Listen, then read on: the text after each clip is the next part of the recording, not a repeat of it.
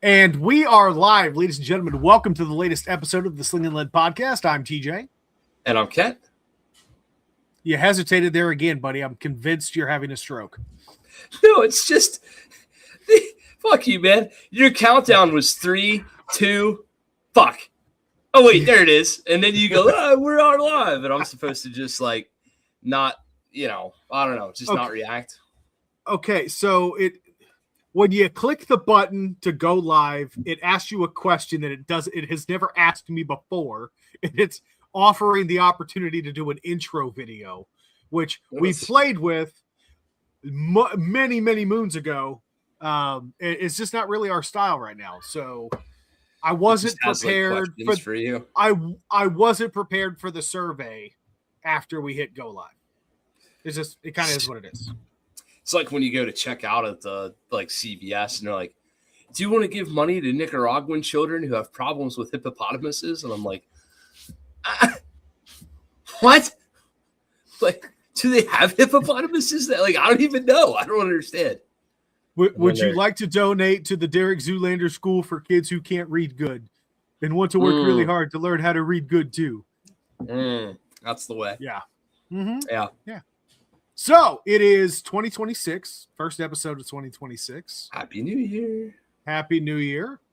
I guess to start off with, because I think it's appropriate, what is the GMD or the Kent resolution for 2026? What do you hope to accomplish this year? I could use another year of 44% growth. That was pretty cool. Yeah. You guys are booming over there. We could do that again. That was neat. I don't know. I'm sort of at the plateau end of my weight loss journey. I think I'll have to change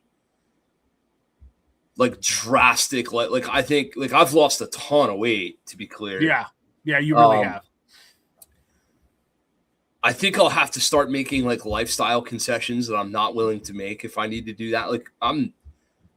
I'm not even in a business or personal position to work out 4 more hours a day or something like that. Mm-hmm. So I don't really see, I don't want to stagnate, and I certainly don't want to go backwards there, but I think that's on my mind. And honestly, dude, if I'm going to find time for anything this year, it's going to be my son. If I'm gonna reach into the time vault for any extra time, effort, or energy or anything like that, it's gonna be for my kid. So I think that's probably, if I'm feeling resolution-y at all, it's probably that. What about you? Have less souls? I like it. So one comment though, and I just want to point that I think you're obviously already aware of this, but just in case you're not. He's getting to that age where he's getting to be he's in a position where he can start doing more and more dude stuff with dad. Yep. Right? You guys went, you took him hunting. I saw the post. So you had him in the ground blind this year, right? Yep. Maybe he's getting to a point where maybe he's about to go, do some scouting with dear old dad, get out in the hardwoods and just walk around and look for stuff.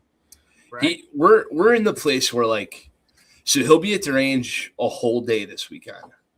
Mm-hmm.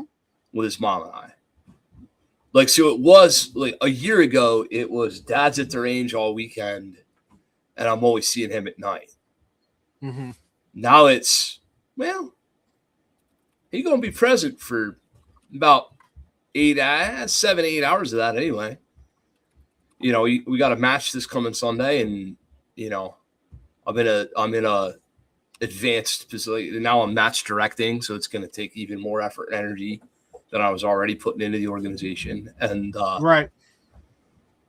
The only way around that, not fucking up family time, is Soph's going to shoot all the matches this year.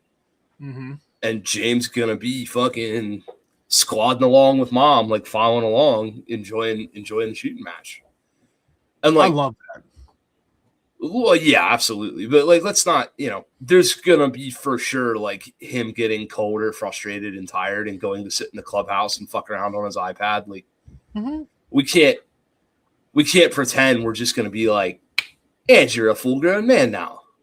No. But we're walking our way into it. So that's pretty cool. Anyway, man. what about you though? Before you swapped back to me and James, but what about you? Yeah, so kind of drawn upon the last episode where we talked about this, right? Really taking the time to fall back in love with hunting like I used to. And it's a multifaceted resolution, right? If I want to go out and go hunting, we talked about it, we'll talk about it more in this episode, hunting the hard way. I've been admittedly privileged in my hunting career. I've had a lot of private property, a lot of access to private property. Started hunting private property, always been kind of my thing. But I have hunted public land, just so we're clear. But I've never hunted public land hard. So I want to get back into that. And kind of similar to you is that this all equates back to more family time, or at least more time with my kids. Can't necessarily say I'll be able to drag the missus out into the deer woods for 3 days straight. Although she'd probably go with me for a day. Loves camping, but she's going to get bored as hell sitting there watching me try to kill a deer. So there are innate skills that I believe that every person, not just young man, but every person should have. And that necessitates putting yourself in positions to flex and use those skills. And so that's what I'm hoping to do. So it's a combination of getting back more connected with Mother Nature, getting back connected more with Christ, teaching my kids the love and affection for the things that nature provides for us, and also how to survive out there, right? I don't care what job you have, what kind of house you live in. You take all those things away from everybody, and the people that actually know how to live off the land are the ones that are going to thrive. So I think it's an inherent skill that we should all strive to obtain and keep sharp. And so if I can do that and kill some deer at the same time, win-win. So that's really what I'm kind of hoping to do. I'm about it, man. I'm about it.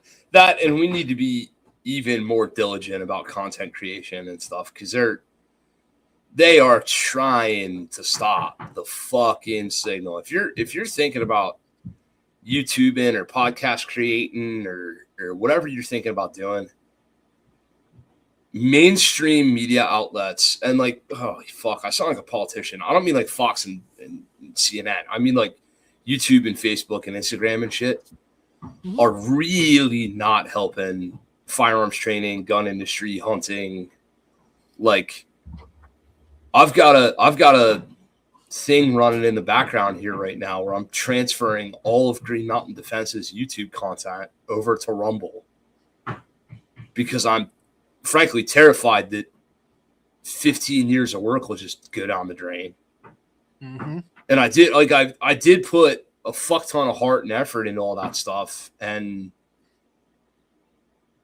it shows growth and progression and shit. Like a 15-year-old Green Mountain Defense video is not anywhere near as informative or beneficial to you as like even what tonight, like we're going to put out tonight, sort of just off the cuff on a topic. Keeping in mind that every one of these shows, guys, is TJ and I talking on the phone throughout the week. Mm-hmm. Without the intent, like we're not producing a podcast. We're just talking like buds do. And not just Tej, like other dude, like I get the opportunity to swim in these circles like more than he does. Like he talks to me and then checks out and gets back into corporate world and comes back and checks out. Mm-hmm. And I'm all week talking to gun dudes and hunting dudes and all this stuff. So like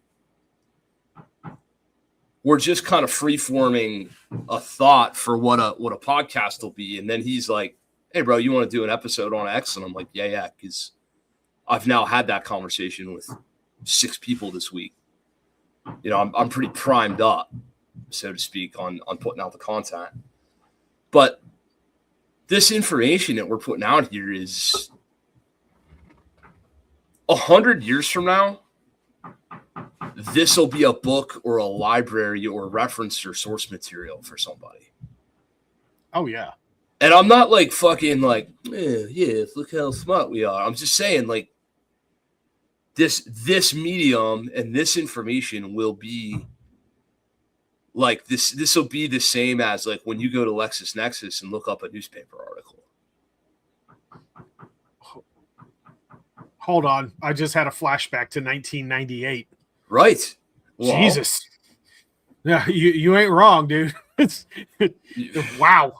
LexisNexis. Right. Holy shit, that's old.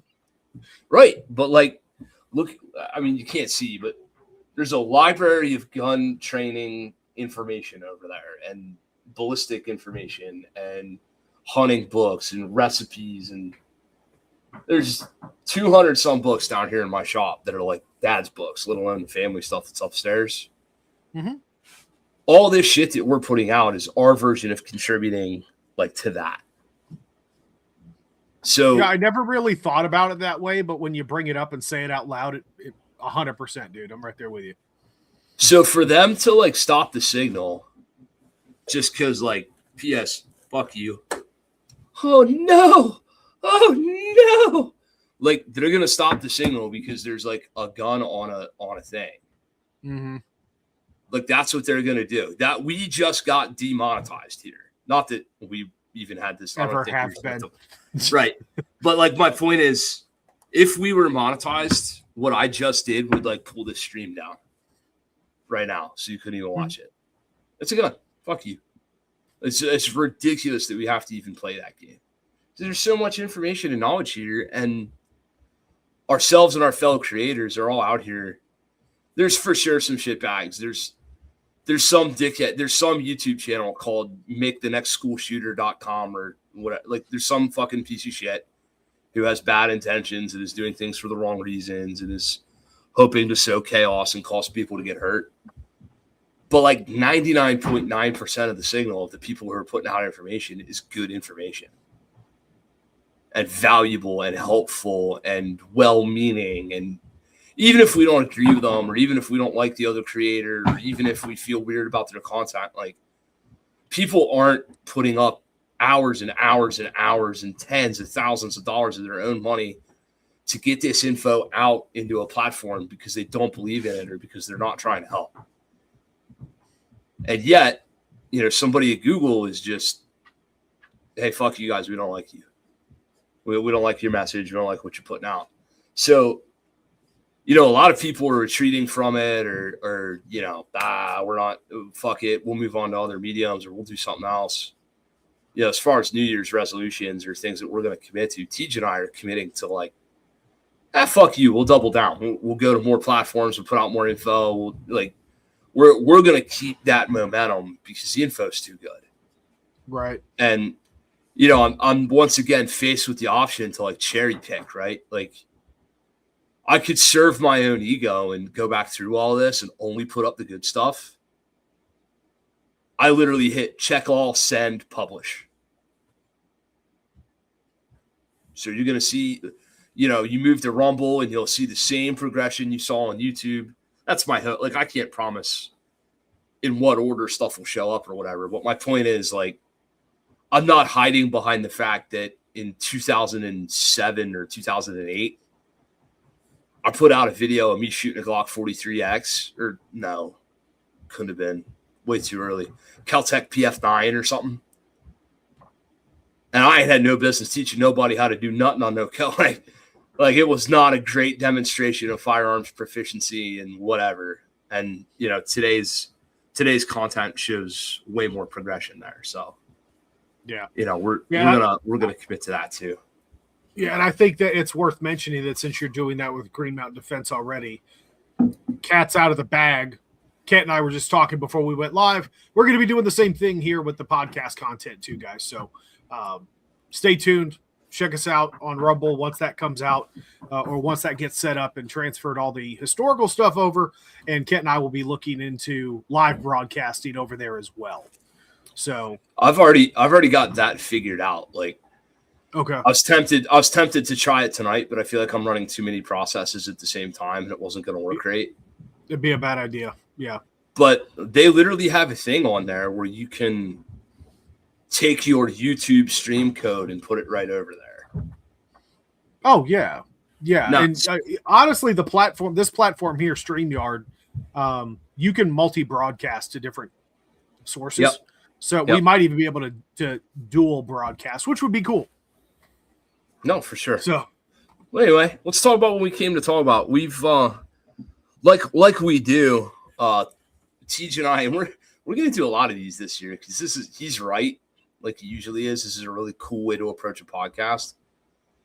We're going to talk each other through like gun category purchases and acquisitions, like sort of live on the podcast, because we talk through shit with each other, and there's a lot of good data that gets like back and forth, and doesn't get written down anywhere, and really kind of like could easily just disappear if we didn't record and document it. So tonight, our category happens to be lever guns, but we're gonna follow this format for some serious amount of content. We're gonna start being like, hey, you know what?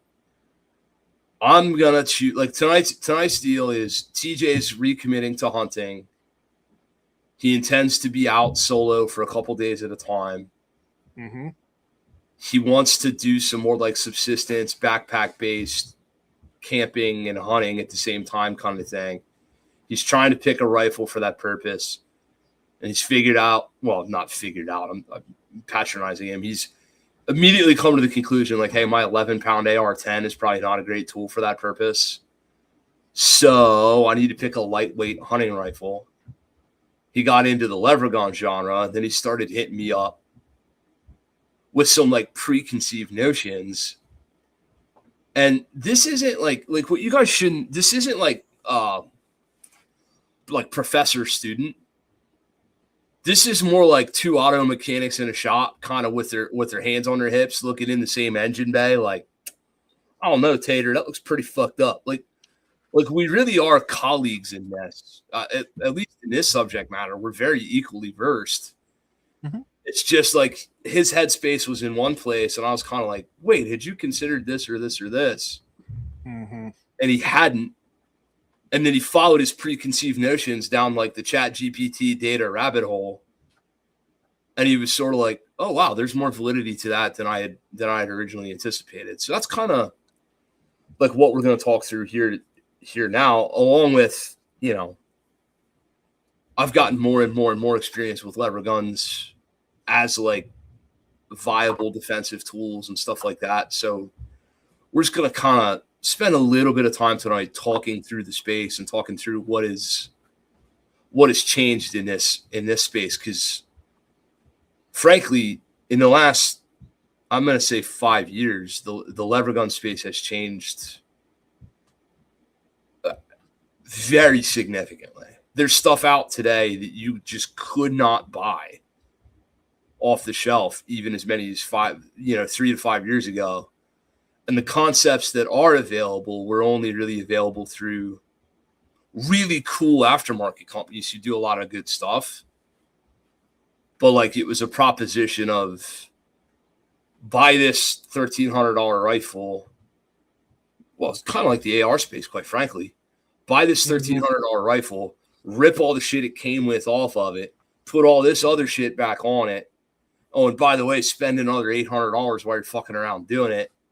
And then buy an optic, and now you have a $2,600, $2,500, $2,800 thing that it really kind of seems like a manufacturer should be able to figure out for way less money than that. And it's just it was like this boutique space, and now you can pick from several manufacturers to include some like dark horses and just have like a purpose-built solution. So where do you want to start? Do you want to start on like the platform in general, or do you want to start on your particulars? So I think kind of burning the candle at both ends, right? So let's get the platform knocked up out of the way, right? Okay, cool. Let's take care of that. So as we talked about, and Kent, you did a great job kind of laying the foundation, right? Hunting the hard way, getting out 2-3 days out on public land. You know, not really carrying a tree stand around or my saddle, though I will probably do that at some point. But more spot and stalk, ground hunting, things like that. And with that, ounces equal pounds, pounds equal pain, as the saying goes. I wanted something that was going to be not only simplistic, but quality in its simplicity, right? Because we could all easily say, oh, we'll just go spend, $600 on that new Ruger American, right? Yeah. I've had a Ruger American. I've shot numerous Ruger Americans. And quite honestly, if you're a baller on a budget, signed, sealed, delivered, say no more, end show, right? I personally have had a lot of problems with Ruger Americans. That's why I don't have them anymore, right? Just the fit and finish for the dude. Just quick side story: my 308 Ruger American that I had, it didn't matter what I did. Whenever I would fire around, that bolt would be like I would have to get a lever bar, a cheater bar, to break that bitch open to eject the spent casing out. Right? Just for whatever reason, it would swell up and it would lock up that action. So, sorry, miss me with that. Okay. Huh.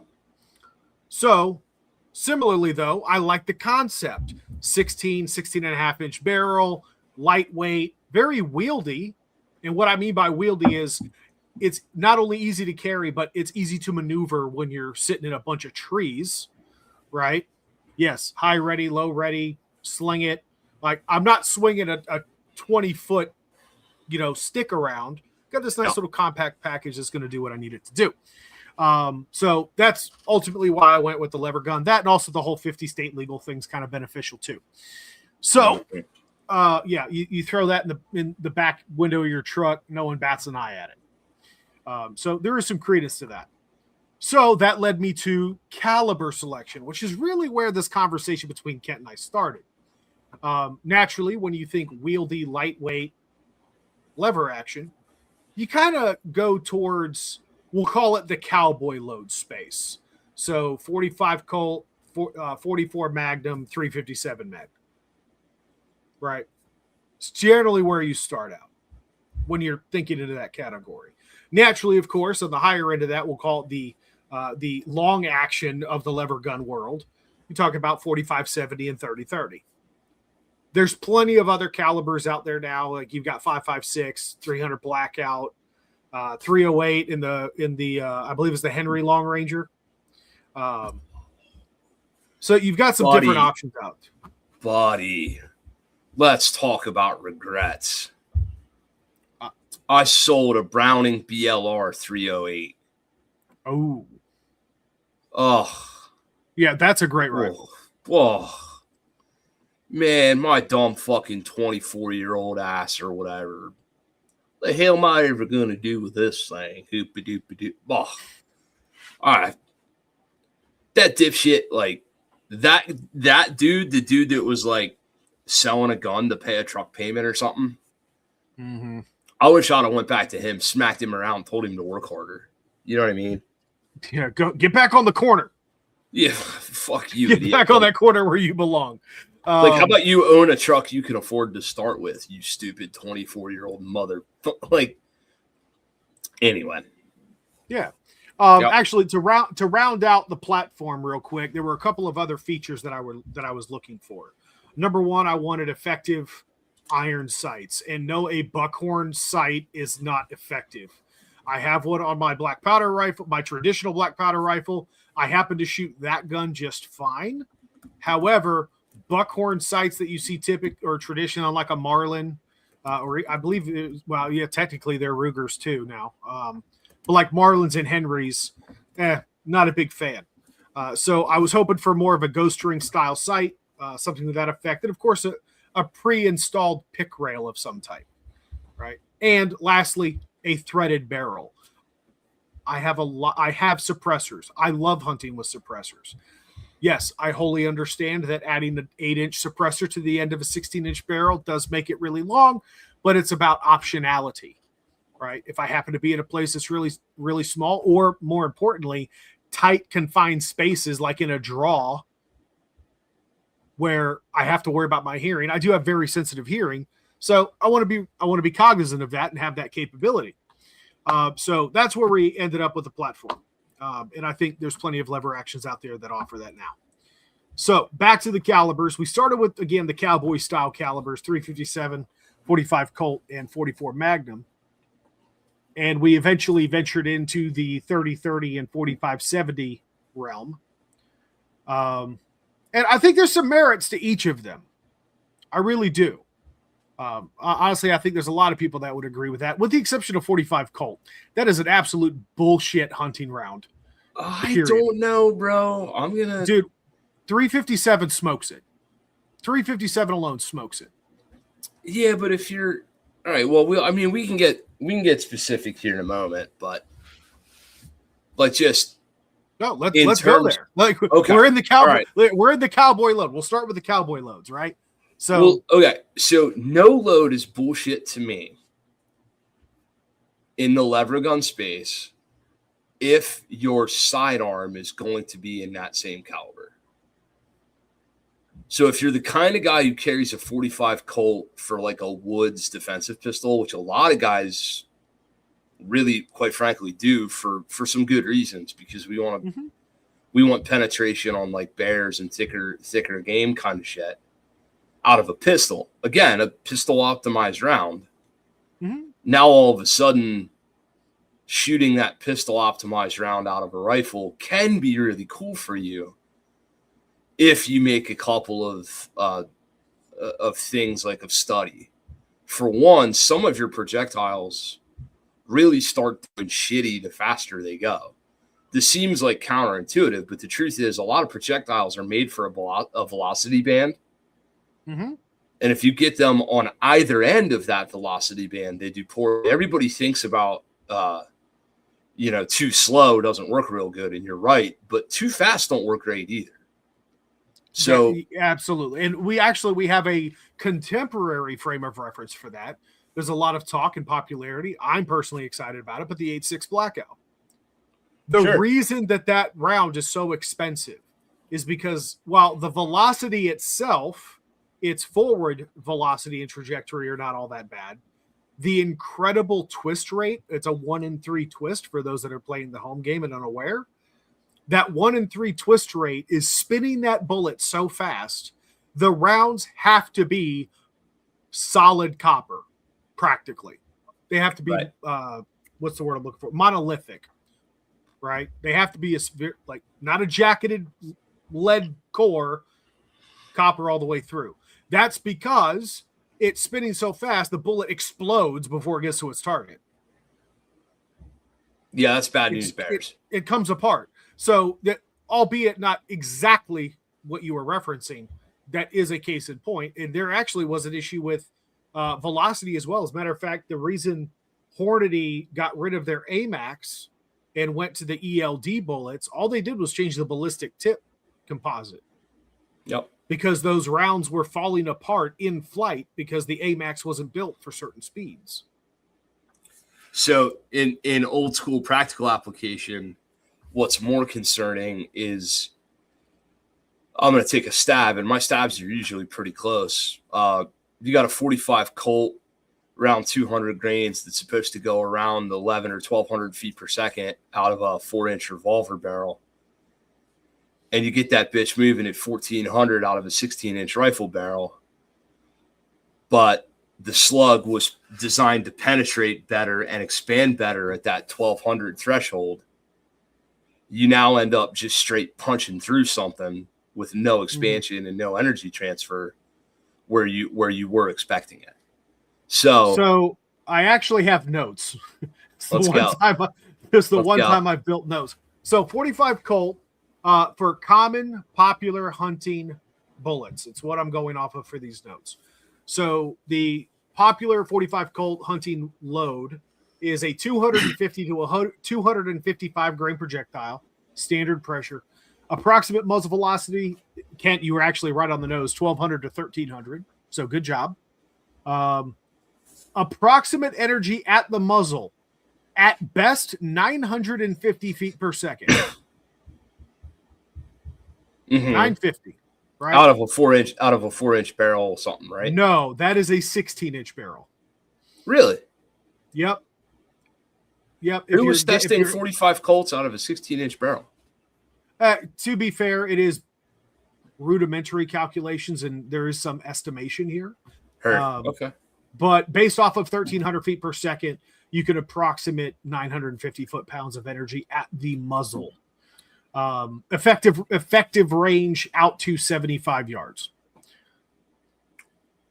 So I will make one caveat. If you are commonly taking archery shots with a rifle, maybe 45 Colts for you. Well, while we're talking, let's define that real quick, because most of us who shoot deer of any variety or sort, most of the time, in most whitetail hunting conditions, are shooting game a lot closer than. For one thing, guys are terrible at estimating distance. So a dude will tell you something was a 100-yard shot, and you go look at it, and it was 44. But it's 8 inches, Ken. I don't care what you have to say otherwise. Right. Aside of that, like Pennsylvania woods hunters, man. I mean, Chad here has murdered more deer than most guys on the planet, and I'll bet you his average range is about 30 yards on a dead deer. He's got to get those headlights fixed. Like him and I have experienced hunting the same family farm. He hunts other family farms that are similar. We've hunted the same like game lands ground. Like we've kind of been around the same places. Short of a guy, at least around here, short of agricultural environments where you're shooting like across a cornfield, or maybe like power lines or something like that. Guys in Pennsylvania are not like. I bet your average deer shot in Pennsylvania is under 50 yards. If there was some perfect data set to show you that, like, so, like this has a lot to do with like what you want, like what your actual capability envelope is for your gun. So most of these, I think instead of going caliber by caliber, we can just say most of these cowboy pistol calibers, your 44, your 357, your 45. Now we got this new Marlin 10 millimeter we have to talk about.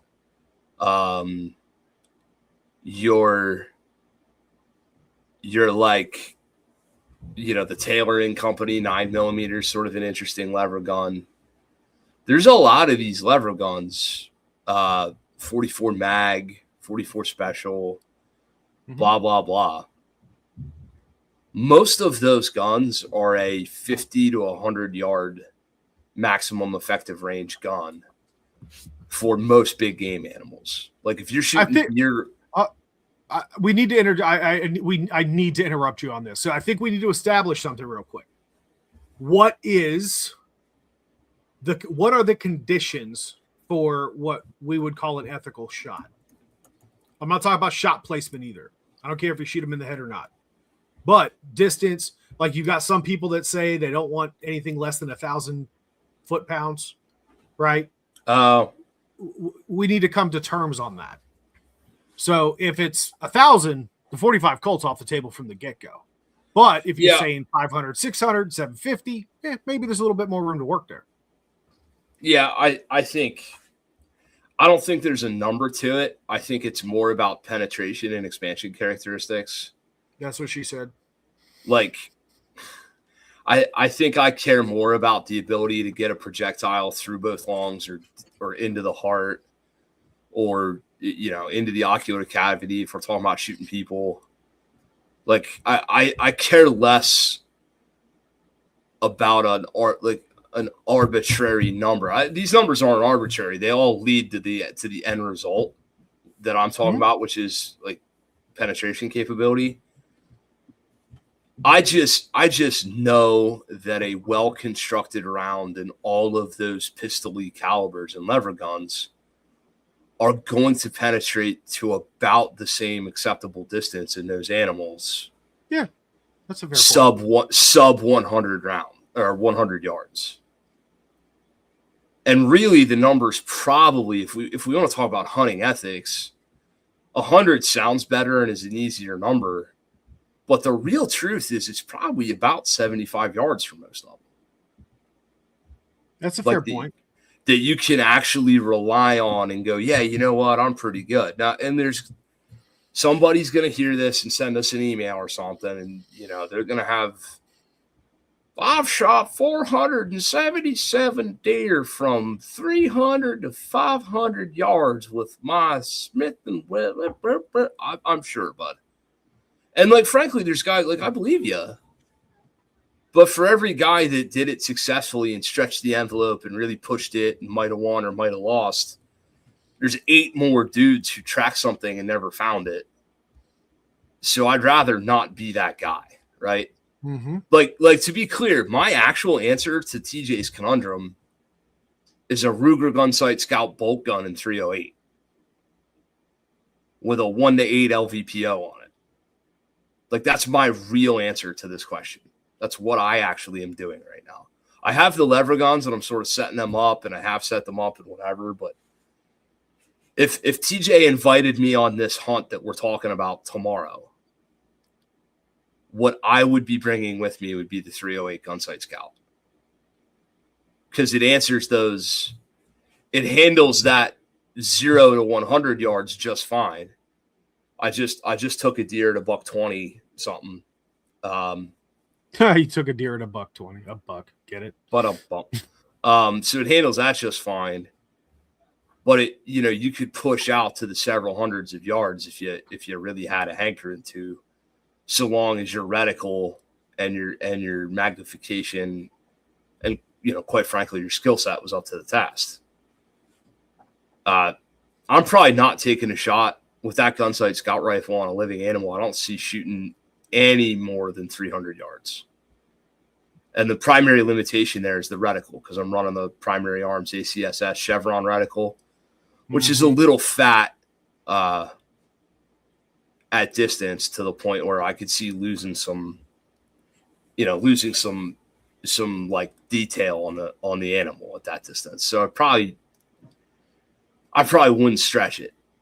A guy's gonna say, "Oh, I can make a shot with that gun out to," like, yeah, painted steel, known distance, white against a brown background, all the time in the world, no hunting pressure, and your buddy spotting. You can for sure pull off more than hunting conditions, hasty field rest, nerves, and quite frankly, fatigue, because we're also talking about spending 3 days tropidopping around in the woods looking for shit. So, like, it's a different thing. But right, those pistol caliber lever guns, there's a lot of benefit to them. For one, capacity is a benefit. This isn't a super huge deer hunting concern, but woods protection and camping protection and stuff, it does matter. Like, you start getting up into the 7, 8, 9, 10 rounds in the tube sort of thing. Whereas with most of these other traditional rifle cartridges, you're getting 5 or 6 rounds in the tube. A 45-70, you're getting like 4. Just rounds in the tube kind of thing. So if capacity matters to you at all, that's a reason to kind of go that direction. Any sort of a youth hunter or a small statured hunter, if recoil is or like any sort of like muzzle blast or anything like that is of serious concern to you, then a pistol caliber gun makes a lot of sense. Something as simple as like suppressing the pistol caliber gun is a little easier for some of us. For example, I've got a 9mm suppressor already that'd be very easy to screw onto a 357 lever gun without having to go make another purchase and have something specially all set up. And your point on the suppressor is like, people make the assumption that if you're going to suppress the gun, you're always suppressing it. If you know your dope in your holds, you can have an understanding of what your 0 is suppressed and what your 0 is unsuppressed. So it is not hard at all to carry the gun unsuppressed into your spot, camping, walking around, lashed to your pack, for example, kind of thing. And then in a hunting situation, screw that bitch on real quick. And then I am interested to see. So plot twist, I've already purchased a firearm. I don't even know what you bought.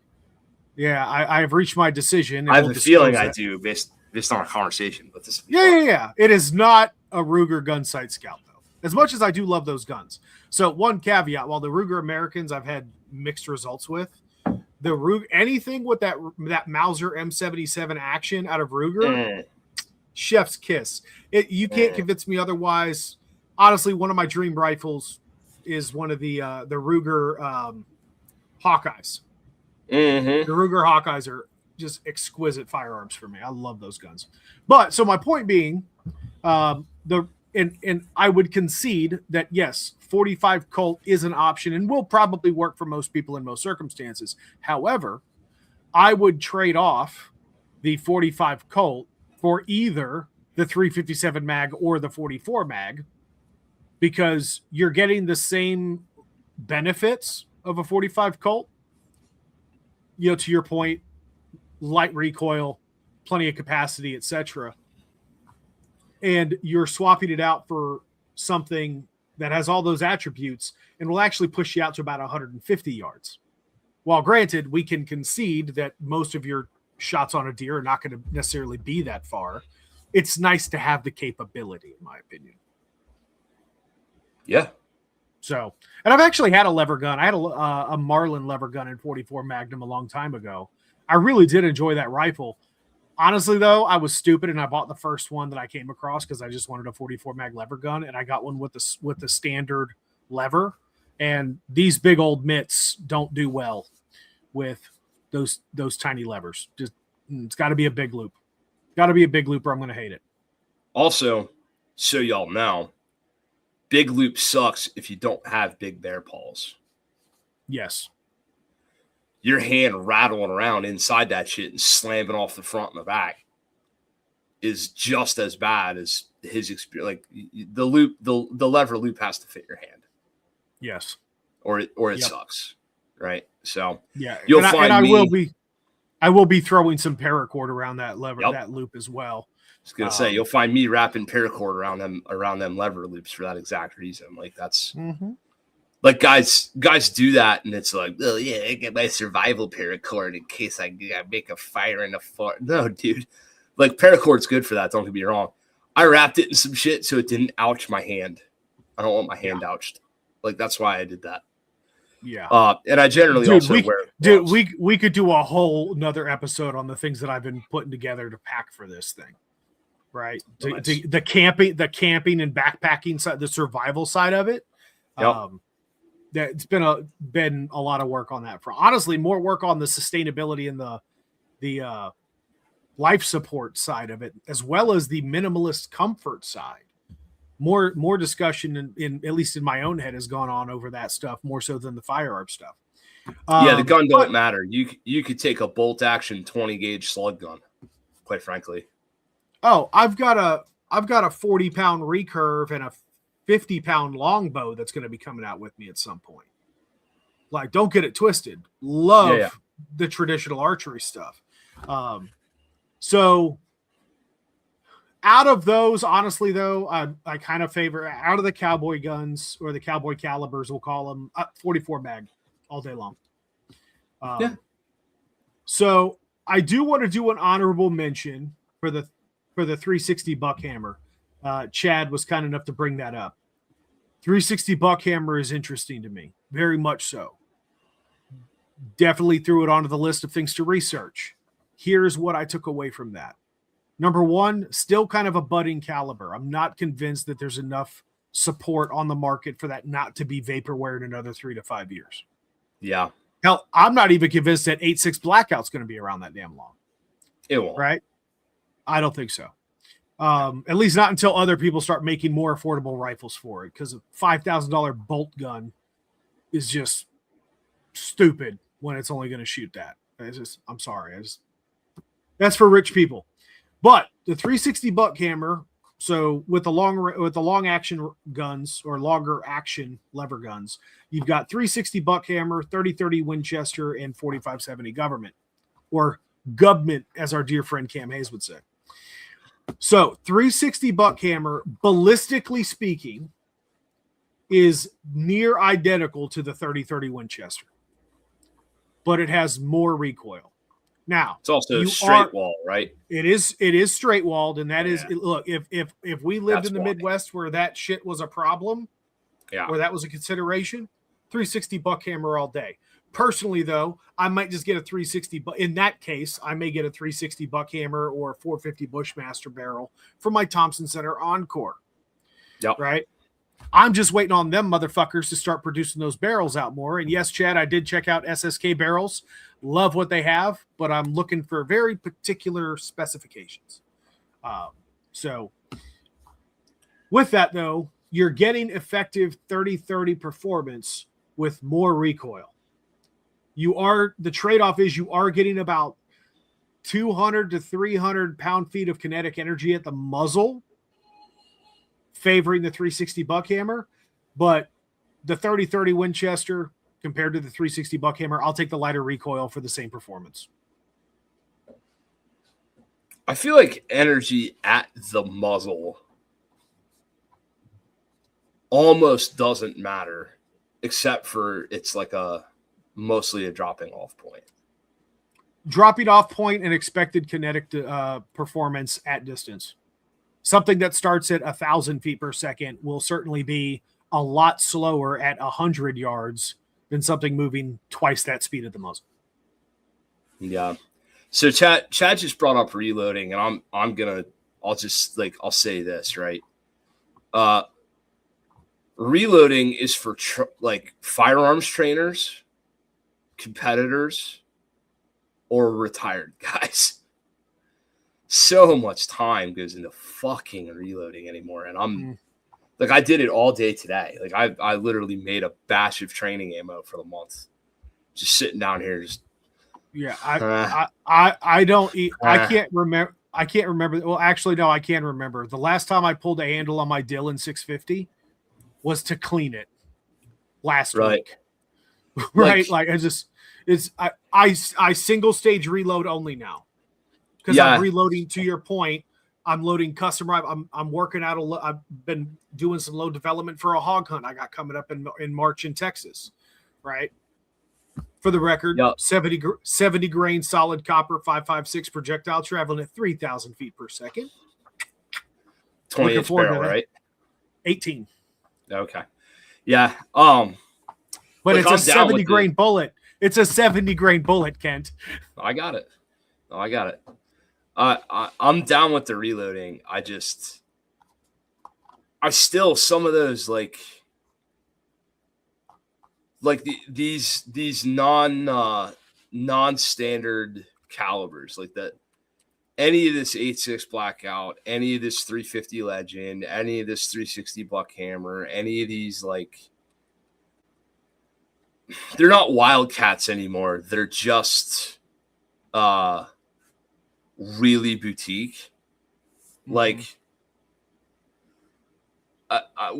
funny because I'm talking about picking up this Marlin lever gun, this Marlin 10 millimeter lever gun, and I'm specifically looking at buying a lever gun, and frankly, any gun coming up in the future that I buy, I'm going to be already tooled up and already inventoried up to load for it, or I'm sort of not going to do it because factory ammo is so expensive against what my time is worth. I paid myself $100 an hour to reload today. There's no, when your batch quantities are in thousands, it makes a lot of sense. Mm-hmm. But then interestingly, when your batch qualities are in 50s or hundreds, it also makes sense. If you're a guy in a single stage press and you need 50 360 legend cases for hunting, or 360 legend rounds for hunting season this year, then all you're talking about is one afternoon of fucking around, as long as you get your load development right. And then you're, chunk, and then you're done. You pull the handle 4 times and you're done. Then you got a case. Then you pull the handle 4 times, you're done. You got it, So you're just kind of little batches make a lot of sense to reload, and then big batches make a lot of sense to reload. But if you sort of have in your head, oh, I'm gonna reload a few thousand rounds. Don't. Like, that's not where the sweet spot's at. So anyway, these other rifle cards, like, so let's touch on 4570. 4570 is amazing. 4570 costs $2 a round to shoot factory. 4570 costs 75 cents to $1 a round to reload, which is still expensive. Yeah, for reloading, absolutely. 4570 packs a fucking wallop, like a super duper wallop. And I've now got one in my inventory. And when I get invited on a close range moose or elk hunt, or like Alaskan brown bear hunt or some cool shit like that, like, I'll take that for sure. Mm-hmm.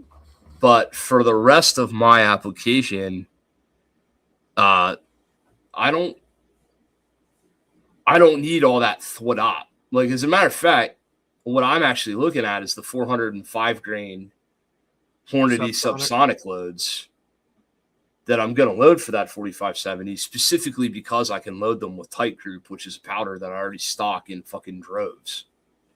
Mm-hmm. Like, so if I just keep the cases of factory ammo that I shoot, maybe I go buy, 200 pieces of Starline brass, enough large rifle primers for a couple years, right?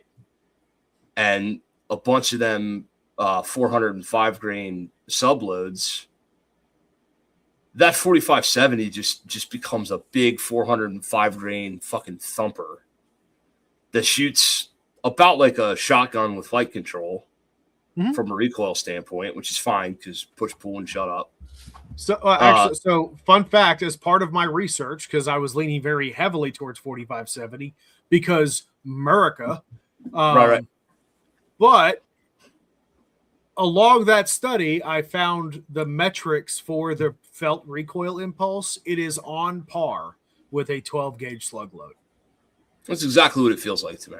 Yes. Yeah, it's a 12 gauge. Honestly, the one I have, the guy that traded it to me for some training.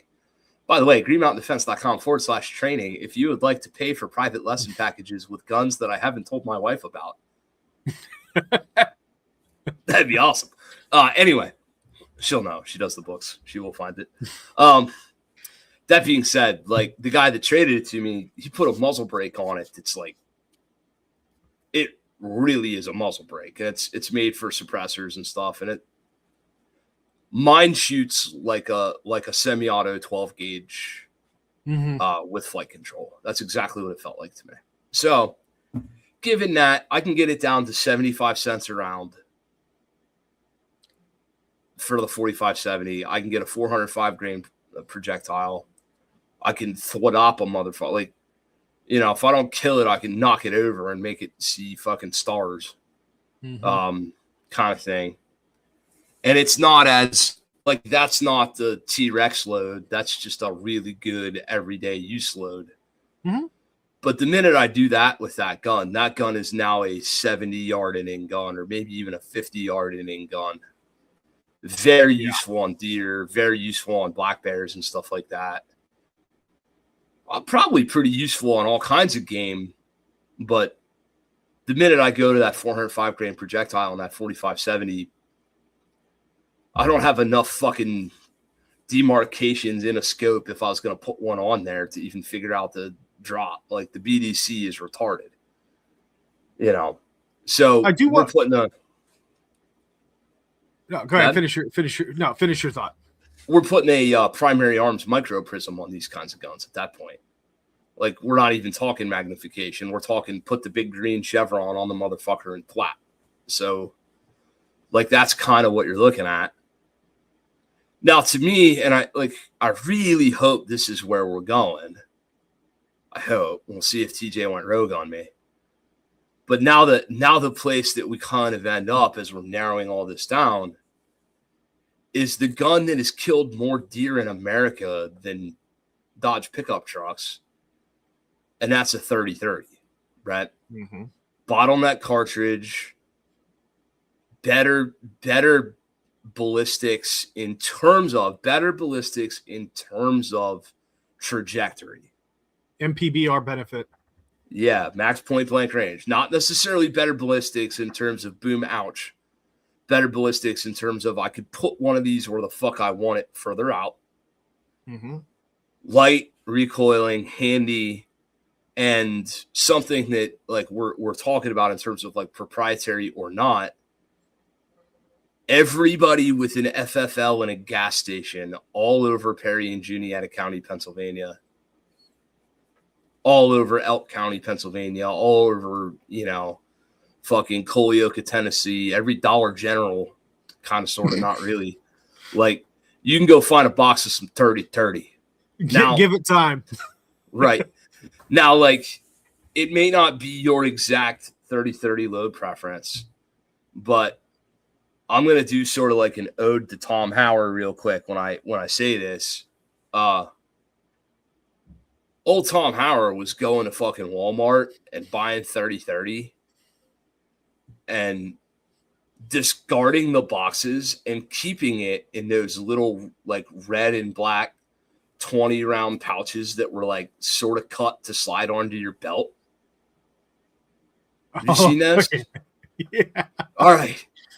My father was walking around a farm in Wurtsville fucking Road, Pennsylvania with a goddamn belt mounted 20 round fucking 30-30 scabbard on his belt and a knife this big, like he was fucking Boone and Crockett or whoever. And he was within. You actually got that correct. Right. And he was within like a 3 to 7 minute walk of several diners and gas stations. Like, so let's like, we are talking autistic to a level like we say today, like, oh no, all these mental illnesses just showed up in the last 20 years after Tylenol. And it's like, nah, bro, I could point to examples that go back generations, and this is one of them. But here's my point. There's still ammo cans back here from Tom Howard and his 30-30s. I don't know what fucking grain they are, because Tommy Tardwaffle took them out of their cardboard boxes and just threw the 20-round scabbards into an ammo can like he was going to World War VII. It's bullet roulette. Dude, we've got 150s, we got 177s, we got 175s, we got 165s. We've got fucking Hornady, Federal, Corlock. And I'm pretty sure we got some of all that shit in the same scabbard after hunting season, if you know what I'm saying. Mm-hmm. He goes to the racer. He goes out to Pie Plate Zero, and he's like, I'm all over the place. I don't know why. I just reach into this box and grab a random handful of ammunition. Buddy. And like, now, so I made fun of Dad for a minute. Now I'm like, old boy killed some deer. Yeah. I'm like, so like, oh yeah, there's Chad. Chad knows exactly. Belt mounted ammo. It is Woolrich. That's 100% true. Some bitch would be wearing Woolrich. It's 42 degrees outside. He's wearing Woolrich like he's going to Alaska. That's also true. 100% true. Right? The rest of the boys are out there in jeans and like fucking t-shirts. Tommy boy's out. He's out there in his Woolrich. Anyway, point being, dude killed some deer. He also had some wild mishaps involving like 17-yard misses and all sorts of other fucking shenanigans. Yeah.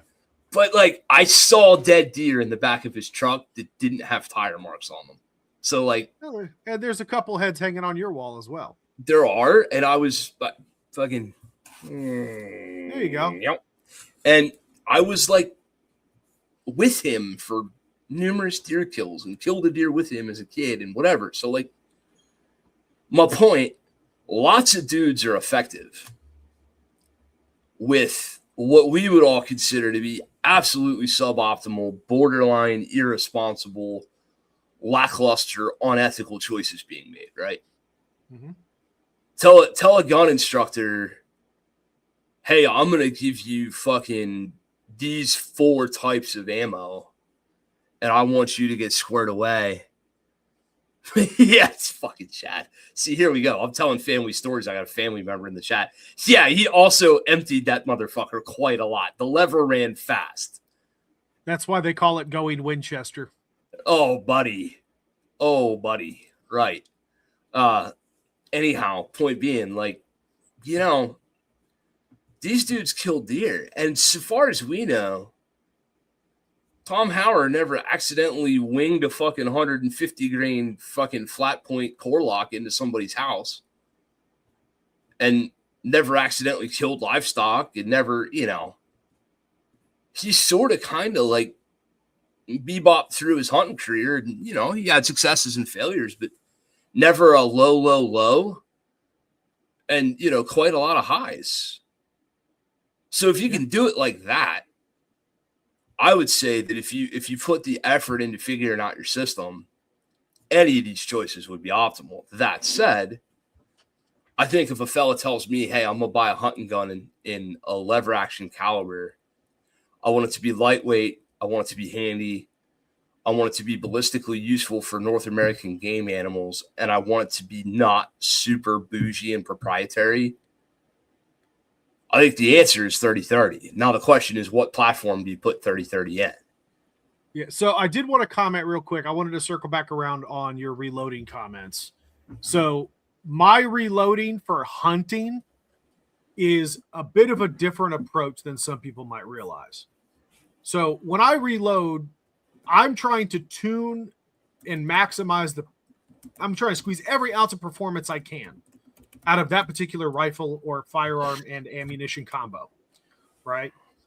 If I'm shooting, when I was shooting my 308 Ruger American, I got that thing down to no shit a quarter MOA at 100 yards consistently. I had no issues dropping that thing down on a 4-inch know your limits target at 500 yards. Not a problem whatsoever. However, for something that I dedicate to hunting, I'm going to go pick several boxes of ammunition and I'm going to find what works best in this platform. Then any reloading I do will be, to my damnedest possibility, matching that store-bought off-the-shelf ammunition's performance. Yep. The reason for that is purely from a sustainability and consistency perspective.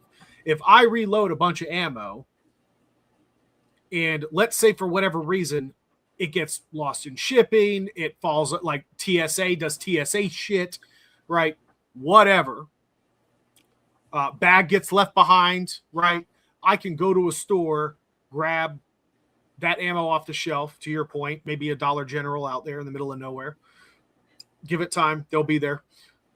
I have to tell, dude, I'll be walking through this 20,000 acres of WMA right here by my house, and I'm going to come across a Dollar General. So that's my approach and philosophy of reloading for hunting.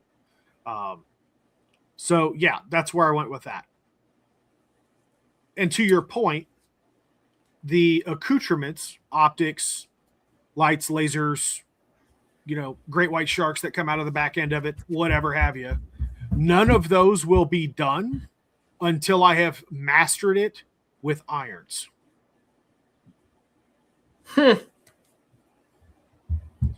want to make damn certain that if, according to my notes, maximum comfortable effective range of 30-30 is out to 200 yards, I want to make sure that I'm within my MPBR of 200 yards with those iron sights. Then I will put an optic on it. Fair. And even then it'll be, to your point, it'll be a low power 3, maybe 5, but at least a 3x prism optic that doesn't require batteries to function. Yeah. So no, dude.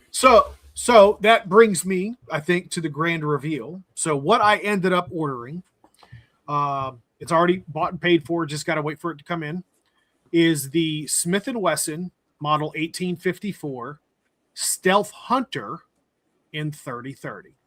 I knew it. So I went to my local gun shop. So they didn't have any Rugers. I'm pretty familiar with the Ruger or Marlin lever action guns now. Is it still Marlin? Is it Marlin Ruger? Is it just Ruger? No, it's Marlin. It's a Okay. Ruger-owned Marlin. Okay. So very familiar with the Ruger platform. Love them. Great guns. They did not have any on the shelf at this gun store. They had Rossi's. They had Henry's. I was pretty disappointed in the Henry. I'll tell that story here in a minute. But they had a couple of the Smith & Wesson 1854 Stealth Hunters in different calibers. So they didn't have a 30-30 on the shelf. That's why I said I had to order it. But as I compared them between, because it was either going to be a Henry, what the hell do they call it? Their X model. Like it's their similar, synthetic stocks, all that stuff. So I compared it with the Smith & Wesson. The Smith & Wesson was far more, to your point, handy or wieldy. And checked all the boxes for the features that I was looking for, threaded barrel, etc. What disappointed me with the Henry, and maybe this is because I haven't spent a lot of time around Henrys, I was a bit surprised to find it didn't have a safety at all. Not even a half but no half. No, this one did not have. I'm telling you, it did not half cock. I might have been broke.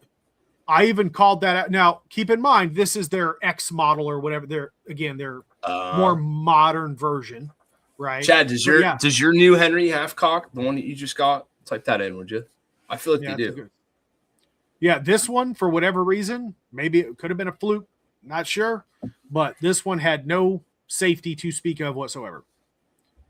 Huh. Now, one could probably surmise that there's probably some fancy technology in there where if the hammer is all the way down, it's completely drop safe. It won't actually cause a problem. I'm going to find this out. I want to know if the Henry has a transfer bar. I didn't see one. But what I did notice is that when the hammer was all the way forward, that thing was pretty well locked in. Like it wasn't right up against anything that I could tell. So either way, ended up going with the Smith & Wesson. It should be here this week. Internal transfer bar on the Henry X models. Okay. So not like the Ruger cowboy guns where it's got the transfer bar on the backside, on the outside. This one's internal. That makes sense. Now, I will say the Henry from an action smoothness, the Smith & Wesson was on par. Just as smooth. No perceivable difference to me. Now, I will say if it was the brass Henry, those things are like glass. I don't think there's a gun on the planet that can compare to those, except maybe your Browning BLR. The Browning BLR was pretty damn smooth. But the Smith & Wesson, just as smooth, at least by my perception. And the trigger on the Henry, slight edge to the trigger. But the trigger on the Smith & Wesson, this more modern 1854 they came out with, it's got a flat face trigger on it. And yeah, it broke really clean. So a little bit more weight to it. Call it 5 pounds versus 5.5 pounds. Right? Or 5 versus 6, whatever. But yeah, crisp, breaks like a glass rod, which is kind of what I look for. And that's where we went. But also had the threaded barrel. It's got the ghost ring sights with a high-vis fiber optic in the front. And yeah, man, I'm looking forward to getting my hands on this thing and putting it through its paces. So, interestingly, a couple things of note. One, you did this on the Rossies, and that used to be true. But the same people who got into Taurus got into Rossi because they're all owned by the same companies. And Brett Voorhees and Caleb Giddings and those dudes are now squaring away the Rossi branding. Oh, and good. The Rossi lever guns are coming around. So okay, a completely correct assumption based on years of brand performance. But if you can find one that's been manufactured in the last 18 to 30 months, you probably found a good gun. Oh, okay, that's fair. I didn't realize that I had heard about the Taurus. You and I had talked about that before. Yeah, so it's the same deal. So Rossi and we heard about the colonic that Caleb Giddings and those boys are doing over there at Taurus. And then they're getting into the Rossi brand good. Yeah, so that's better. the Marlin owned guns, or the Ruger Marlins, are the best Marlins that have been put out in 10 years. Remington Marlins were for shame comparatively. So if you're buying a Marlin lever gun today, you want a JM Marlin, you want a JM stamped Marlin, or you want a Ruger Marlin, where the JM stamp used to be, there's like the Ruger Hawk. There's like a little red hawk. Yeah, it's a fire. I think it's a Firebird. Sure. The red Ruger bird is very small, where the JM stamp used to be. So that's how you know. So you want one of them. Henry, the fact that it took Henry so long to incorporate side gate loading is absolutely stupid. Phoenix. It's a Phoenix, by the way. I just looked it up. Heard. The fact that it took Henry to come up with side gate loading so long is ridiculous. Mm-hmm. I have the Henry Golden Boy that you can only load through the tube at the top, and that's all fine. But a serious use caliber that the only way I can reload is to unscrew a thing and pull out a thing. Like I might as well get a fucking musket. Like that's stupid. But the modern Henrys are decent. I'll say like I've had wide variable experiences with Henrys. Like the newer ones are really good. Some of the older ones are weird. I've seen you get 10 Henrys and they'll have wildly different trigger presses. I noticed. I helped a student zero a Henry back in the Vermont days. A guy won a 4570 Henry lever gun at like a gun rally, like a fireman's fair or something like that. Right. So he paid me for lessons to zero it. And I mean, we cocked a hammer on that thing, and I felt like I stood on the trigger still. And I said, golly, this is shitty. But some of them seem pretty good. I will say, if I were going for more of a classic, octagonal barrel, not looking for the threaded barrel, dude, I'd pick a Henry up any day of the week. Sure. Or Winchester, right to your point, Rugers. The Rugers have threaded barrels now. They do, but even if I weren't specific, like dead set on that, like a Henry or even a class, like because there's classic looking Rugers, or Marlins. No. I'm gonna keep doing that, by the way. So, yeah, no, that's fine. I think I'll be really interested to see what Smith & Wesson quality control, right? So you've got a Smith & Wesson 632 Ultimate Carry that Chad here helped us get a hold of. Yep. Like a good friend, I had my hands on both those guns, and I picked the better of the bunch for you. So my 32 gun was a little rougher than yours was from the factory. Mm-hmm. Nothing super wrong with it, but just a little rougher. Like we were at Chad's kitchen table, and I was like, all right, which one's the best one of these? And we fucked around. And we both said, like, this one's the best one. And I said, okay, great. Transfer me the other one. This one's TJ's. So like, I'd give your gun an A+. I'd give my 632 an A-. It's now an A+ because I fucked with it and shot it a lot. Yeah, it has smoothed out quite a bit. It has. Dave Brown traded me a sorry for putting your name on here. I just paused after I did it, but oh well. Dave Brown traded me a 642 UC, the 38 undercover. Mm-hmm. And after doing all the same fucking around that I did with the 32 gun, today, as a matter of fact, I printed out the RMA, and that gun's going back to Smith & Wesson. I just can't stand it. I was about ready to pay somebody to unfuck that gun.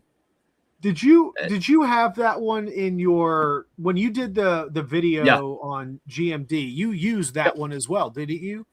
Yes, I did. Yep. I remember you were complaining about quite a bit. I just right. So my point, recent manufacturer Smith & Wesson quality control in the same line or series of gun. And I just had a guy at the range the other day with the 632 titanium Ultimate Carry gun. Ooh. And that was a trigger press somewhere between yours and mine from the start. Okay. Here's my point. 4 of those series of guns that I fucked with here in the last couple months, different build quality and different quality control. I hope your Stealth Hunter, your Smith & Wesson Stealth Hunter, comes out on the higher end of that build quality and quality control. And I hope you don't get your new rifle in and you're immediately disappointed and you turn right around and ship it the fuck back to Smith & Wesson and now wait 6 or 8 or 10 weeks to get it back. I sincerely hope. But I've got this like frustration right now with any recently manufactured firearm from any of these different companies. I'm not bashing Smith & Wesson. We could pick. None of y'all fuckers are exempt, even our friends, right? Hell, look at the Glock V model. Those things were choking Buddy. on just about every damn round. Body, right? That was like the Glock V thing was like the classic new Coke to fuck around and turn around and sell classic Coke thing. Like, whatever. But I'm going to tell you right now. I still remember Crystal Pepsi, okay? I don't want to talk about your favorite stripper from the place behind the Dollar General. I want to talk about cunts. Now, that was Methany. She was right? a nice lady. Any of these gun manufacturers, all the big names included, and all your favorites, if you're listening and you have a favorite, they made more fucked up guns in the last 2 years than they made in the previous 10. Mm-hmm. Other than the ones that are in the middle of a turnaround, such as like Taurus, who's going the other way, or some of these other companies that I could mention, like Coast Arms is making a better gun today than they were 5 years ago. Some of these other places, but you're on the average Glock, Ruger, Smith, Springfield, Keltec, Marlin, Smith & Wesson, Daniel Defense, blah, blah, blah. Pick a gun company that you love. Hell, Staccato. Buddy. I got a guy, I got a very good private lesson client. This guy's into me for more money already in several months than most people are in a year or two. Very good private lesson client. He went out and bought the like fucking Staccato. He went on www.takemymoneystaccato.com/American Express and just gave them money, right? Mm-hmm. The gun and the mags and the ammo. He ordered their ammo, their gun, their mags, their fucking. If they made underwear, he'd have bought it.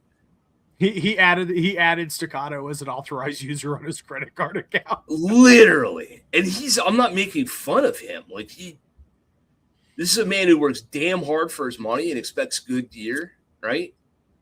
And goes out and gets it for himself, and he trains his ass off, and he's learning, and he's already a better pistol shooter than fucking 7/8 of the planet after just a couple of months fucking putting in work with me and dry firing. And I catch him at the range by himself on several hundred or 1,000 round fucking training sessions. Guy's working his dick off, frankly. And he shows up like, man, I got me one of them 2011s like you have, and I really want to like spend some time, and I want you to show me how it works. And it doesn't. It didn't work. Their ammo, their mag, their gun, their springs, my lube, but like lube, me taking it apart, knowing what the fuck I'm doing, lubing it before we even shot it, right? Like function testing it, function test fine. He had to call them up and order different recoil springs. Apparently, they're shipping them guns with a 9-pound recoil spring. I was shocked to learn. And he had to go up to like 11 or whatever on his Dawson toolless guide rod that they included in his build.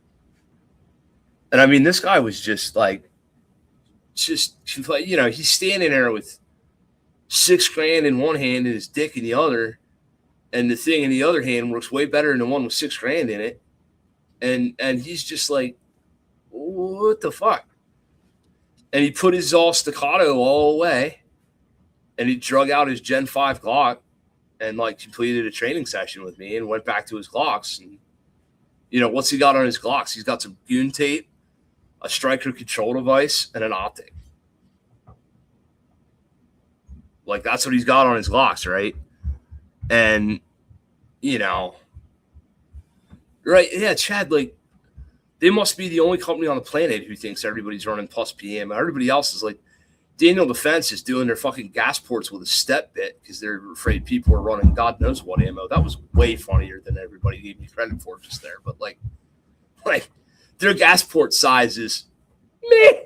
Like, you know, looks good from here because people are running like tool ammo or whatever through their Daniel Defense gun. And here Staccato is running 9-pound recoil springs.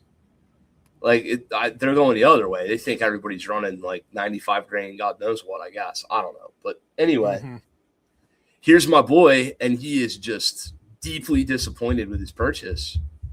Quality firearms manufacturer. So my point, I really, really, really, really, really hope, and you know, I'm going to close out talking about this gun, that I'm about to either, I can't decide whether I'm going to turn Mr. Chad loose and ask him to go get me one of these for like dealer costs, or whether I'm going to go to a local retailer and trade some shit I don't need in anymore against one. But like, I'm about to pick me up the Marlin Trapper in 10 mil for some specific reasons. I think,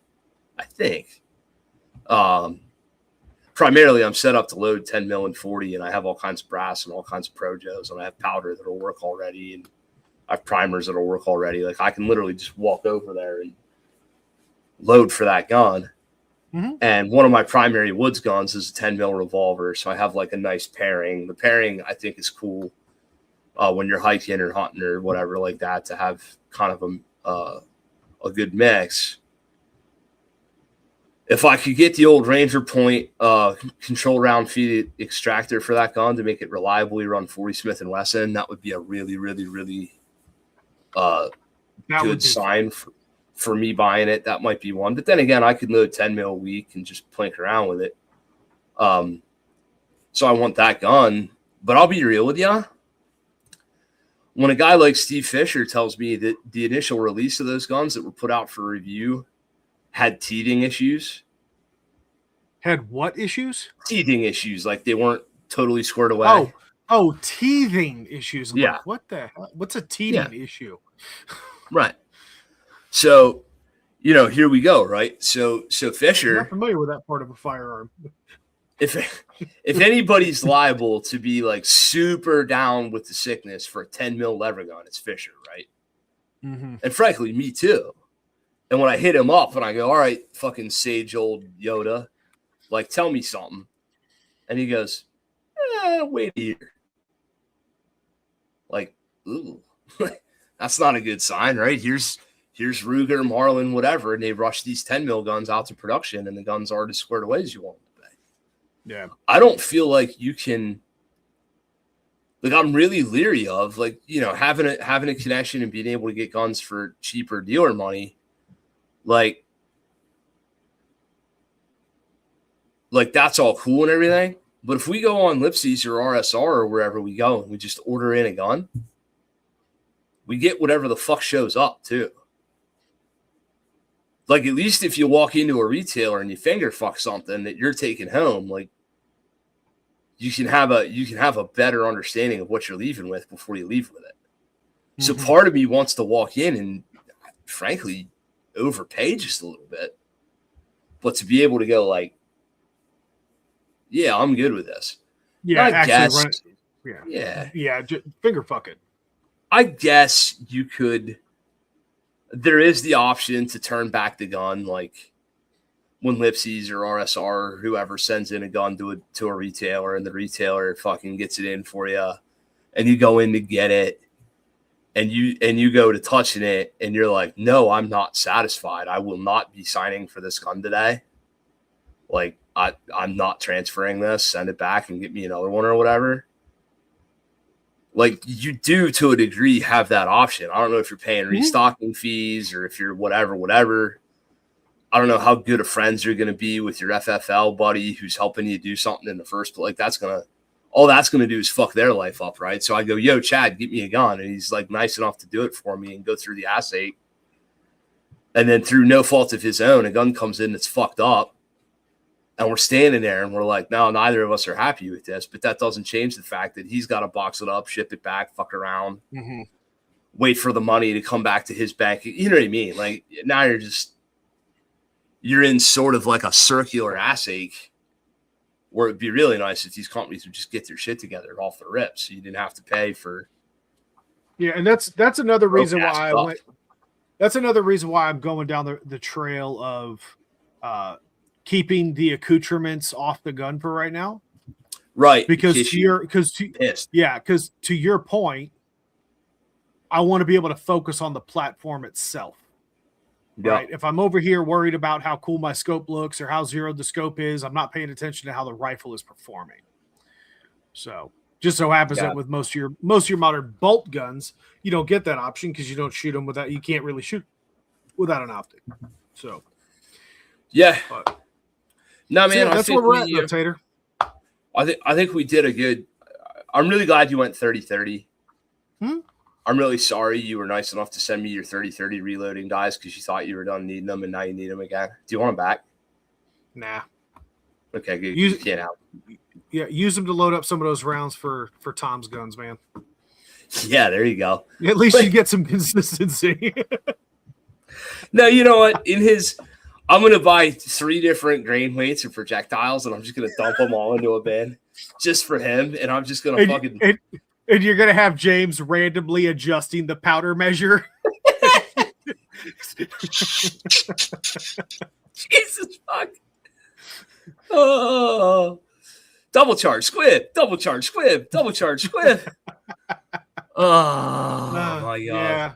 But yeah, so went with the 30-30. I'm almost certain that we will be talking about it on a future episode. And we'll go from there, man. But yeah, I'm gonna get some real time behind it, put it through its paces. I mean, gun season here starts November. So gun season starts in November here, runs through January. Or runs into January. I think there's a week left, something like that. It should be next Saturday, I think is the last day. But yeah, so we'll stay tuned and we'll see how it goes. What you got to close out, buddy? Man, greenmountaindefense.com/training. Busy. Boy, we are busy. We are nice and busy. It's about time to start. I'm about at the place where I'm going to start pushing off some more of these private lessons on some of the boys and giving up a few more clients and stuff like we're slammed. It's good. Match season's coming up. Match directing for the gun club. Sites practical shooters. So I'm your match director for 2026. We'll see if I get reelected for 27 or if you guys hate my matches. Cool that we actually have a democratic process for that at our place. That's pretty neat.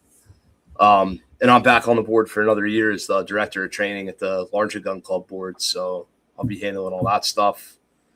Reloading a ton, training a ton.